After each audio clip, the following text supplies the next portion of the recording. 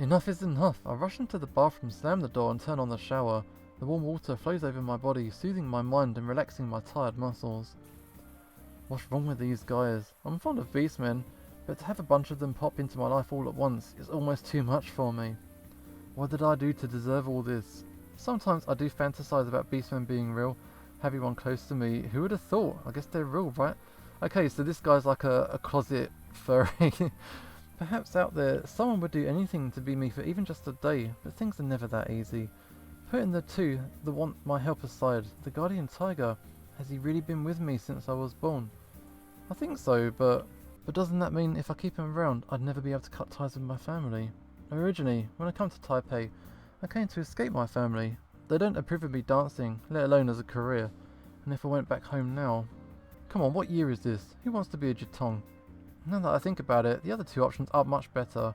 Restoring Senpai's temple means I'll be in charge of it. Otherwise, how would you draw people in? Knocking on the doors of the fancy pamphlet asking, do you have a moment to talk about our lord and tigers? Not to mention the one asking me to travel to Wutai. Perhaps it's not as stale as being a temple host, but the thought of living in a small tribe as Pingtong alone. I have my own life goals. It's not that I don't want to help them, but isn't sacrificing my life goals for them too much? No, I've got to get rid of them by any means necessary, even if they're adorable beastmen. With the warm water helping collect my thoughts, I finally decide to kick him out. But when I get out of the shower, I realise I've made a massive mistake. In my rush earlier, I forgot to bring any clothes into the bathroom with me. Classic. Normally, being the only one in the apartment, I can just walk around naked and grab them. But right now, with the three of them waiting in my room, that's no longer an option. Tiger may have seen my naked body before, but I can't say the same about the other two. I briefly considered the clothes I wore today. They're all damp and sweaty. I just had a shower, so no thanks. But what do? Senpai. Without any other options, I shout through the door for help. Yo, how's it going? I forgot to bring my clothing. Can you go grab them for me? Honestly, just grab anything from the closet. I'll sort it out from there. Closet, let's have a look. Where is it? I wait for a while, but Senpai doesn't respond. All I can hear him is vaguely humming along. Senpai, how you getting on? Nope, can't find it. How could you not find it? There's only one closet in the room. I really can't find it. Why don't you just come out? We're all guys here. We only end up seeing a glimpse at most. What? There's no way you can't find it. He's absolutely messing with me. Senpai, please stop teasing me. I just need my clothes. Whoa, Liao, I really can't find anything at all. Maybe if you agree to let me stay, I'll have more time to take a more careful look around. God damn it, I know that you're doing this on purpose. What? No, I was just saying, since you have to wait anyway, why don't you just think it? Hey, what are you doing? I'm only fooling around with him. I'll help him in just a second. Wait, what's going on? What? I stand around confused as the bathroom door suddenly opens, revealing the leopard holding a pair of my shorts. Okay, I thought the door was locked. I hide behind it quickly, carefully taking the shorts from the leopard without exposing any of my bare skin to the three cats in the other room. The leopard leaves after handing me my shorts. I shut the door and lean against it, my heart beating fast all the while. Did he just see my naked body? Who the heck would just break into an open bathroom door while passing close to somebody inside? Wouldn't it render the whole bring me close thing pointless? And seeing me didn't even faze him in the slightest. Is it because he's a spirit and doesn't care? Seems plausible. Even if he didn't do it right, I'm grateful to him getting me out of that situation. I look at my shorts haplessly. No shirt, but this will have to do. It's better than going out naked, I guess. I put on the shorts and head out of the bathroom. Hey, sorry Liao, I was just joking about all that. I was about to get your clothes for you. Liar! Ignoring Senpai, I take the shirt from the closet. I usually only wear shorts in here, but naturally I couldn't do that in front of them. Liao, are you angry? I didn't mean to be like that. Not really, I'm just sleepy. I was already exhausted when I came back, not to mention all the trouble you three gave me. I could really do with some sleep now. Hey, but you still haven't had any food yet. Senpai raised his half-eaten bowl of stew. He really wants me to use the same pair of chopsticks, which would be an indirect kiss. I don't really care for that at the moment, thanks. But I brought it just for you. Enough, will you just let the guy sleep? Quit annoying him, or he's gonna kick you out for real. Oh man, I get it. Then Liao, why don't we sleep together? Stop it. Unlike them, I do have a physical body, and I can't float around in the air. Senpai, I still don't know what's going on with you. Before I awakened, you were nothing more than an ordinary guy, and all of a sudden you're like this. Well, as you said, it was caused by your awakening. After all, I'm just possessing Yang Shuchi right now. No wonder I found your sense strange. So you're not the actual Shuchi-senpai? You could say that I'm not. However, for lack of a better term, I am him in every way, from his personality to his memories. There's no need to treat me any different from how you would treat him. What about the actual Shuchi? When I leave, I'll return his body to him. Don't worry, I've done everything like he would have done. And at most, he'll only have vague memories of what's happened. So you only give him back his body when you want to? Isn't that some kind of consciousness kidnapping? Don't get me wrong, I didn't mean it like that, but if it makes you more willing to help, I don't mind keeping his body. I facepalm. He couldn't have missed my point any further if he tried. Well, I suppose I could let you use the bed, but are the other two really okay with it? I mean, floating in the air doesn't seem very comfortable. Even though I don't want them to stay, the warm host inside me can't simply leave his guests with nowhere to sleep. He's staring at the bed. That won't do. Liao and I usually sleep on the bed, and there's no way I'm going to relinquish it to you. You are a mere kitten. There should be enough space for you to sleep in the corridor. What do you mean by kitten? I'm the only one who has a body. It doesn't matter where you sleep. If I sleep out there, I'll just catch a cold. Then I see no reason why you should stay the night here then. Well, you're going to stand up for me, dude. Why do I have to stand up for him? Did the tiger just say something odd? About that tiger, what did you just say about when you usually sleep with me? Of course. Wait, since when has this started? After you came to Taipei.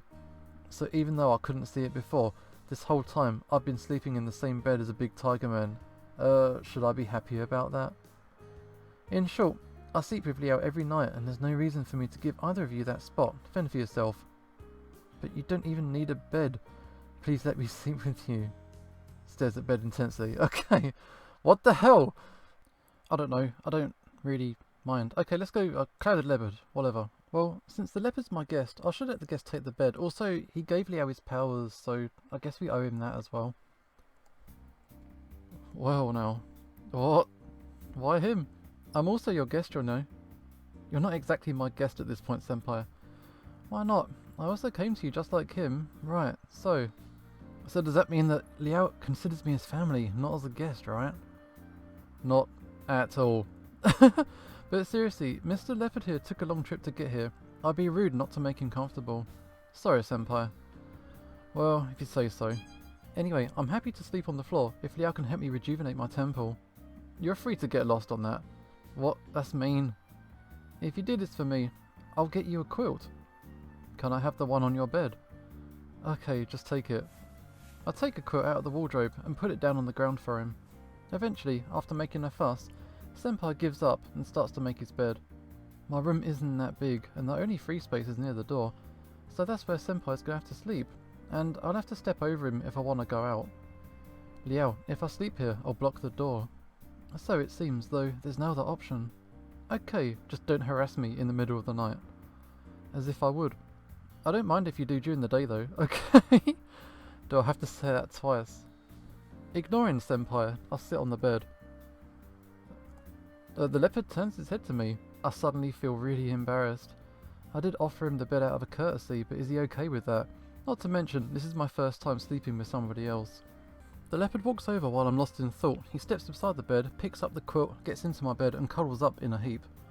He definitely doesn't feel embarrassed. It's just like when he opened the door to my bathroom. Maybe he doesn't feel these things because he's a god, that could be it. I'm wondering if I should go turn off the light, and senpai suddenly calls out to me. Liao, you didn't even have any of the food. You absolutely sure that you don't want any?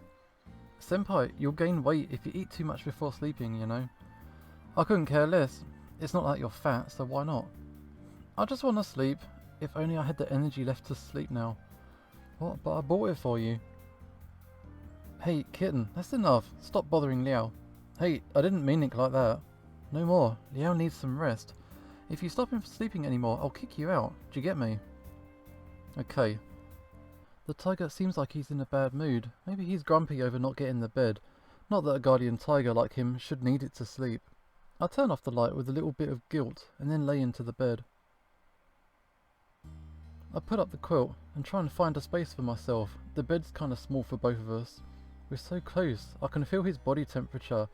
Why does a god give off heat, for that matter? His body isn't real, is it? Could it be just some kind of illusion? Like, can I even touch him?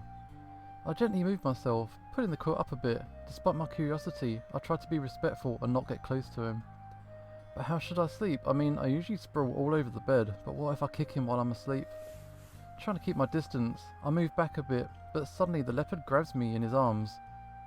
Well, he pulls me toward him with his strong arms. What happened? I didn't think he'd be that assertive. I turn my head to look at him. He stares back with a serious look on his face.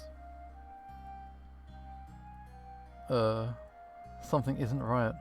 I turn back around just to find I'm actually partially hanging outside the bed. If he didn't catch me, I definitely wouldn't have fallen out. Oh yeah, I'm stupid. I almost just fell out of the bed. Well, thanks. He pulls me back into the bed, and he relaxes and closes his eyes. I try to relax as well. His arms are still holding me, and I don't want to risk falling by moving back again. So I've got no other option but to be close to him, and to feel his warmth and his heartbeat. Could this really not be an illusion after all? It feels pretty good to get this close to his furry body, but how can I sleep like this? It's my first time sharing a bed with someone else. Although sleeping with a god sounds awesome, the leopard doesn't feel spiritual at all. The fur on his arms feels soft and gentle, and his body radiates heat. I can even hear his breath. It's too hard to ignore. Sadly, there's no way I'll be able to sleep like this, even though I'm really exhausted. All this thinking is keeping me awake. Excuse me, Mr. Leopard. He doesn't reply, but nods slightly. Are you still awake, I'm very sorry to bother you, but can I ask you some questions? Why did you come to find me? Coincidence? Okay. So you just happened to find me? Yeah. Okay, but I thought you saw me at the performance. Why didn't you talk to me until I got home? Spirits. Went home, I sent the spirits home. What, you mean you went to Pington and came back? Again, he moves slightly. I guess it's a nod. So, how can you get there so quickly? The spirit path. Okay, I thought those were just made up by the Japanese, so they're actually real. So, am I able to use the spirit path? Yeah, with me. So, it sounds like I can use it as long as he's around. So, Pington won't be far away if we use that, but still, I don't really want to go. The problem isn't the transportation. Why do you need me? Do you need someone to be your oracle or something? I think it would be too hard for him to explain. Judging by his poor Mandarin, asking complex questions won't get me anywhere. Is your village not doing well? Is it bad? Are the people not listening to their gods? Discarding their traditions, destroying the forest? He nods, slowly. Okay, I get the picture. But what can I do? I don't think they'll trust a Han outsider.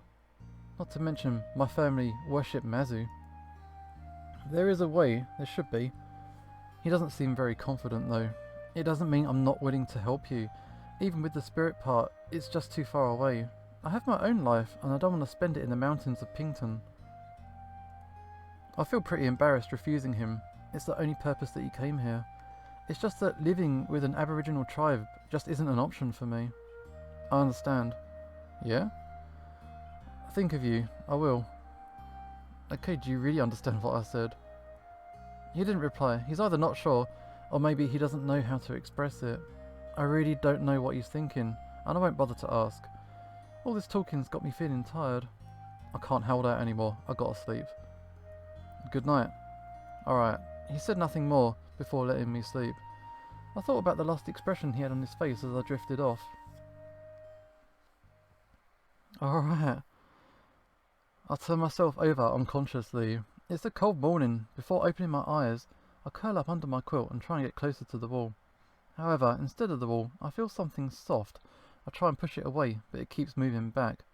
A cold breeze blows in. I try to prevent it going under the quilt, but I get stuck somehow. I give the quilt a few hard tugs, and finally get it around me. Great, finally. However, why did I have to put it at all? You forgot. The leopard is staring at me directly while sitting on my bed.